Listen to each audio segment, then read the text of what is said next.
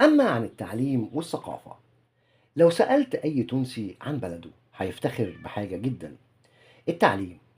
التعليم من أيام الحبيب بورقيبة كان فيه تركيز على إن كل طفل يتعلم، فتونس بقت من البلاد العربية اللي نسبة التعليم فيها عالية جدا.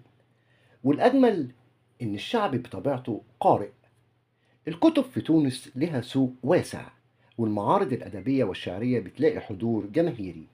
يعني المثقف في تونس مش مجرد نخبة صغيرة، لا، الثقافة جزء من الشارع. كمان روح الفكاهة أكتر حاجة تخلي الزائر لتونس يحبها بسرعة: خفة الدم. التونسي ممكن يواجه ظروف صعبة جدا، لكن دايما عنده كلمة ضحك، عنده نكتة، عنده طريقة يحول الموقف من وجع لابتسامة. في الشارع، في السوق، في الكافيه،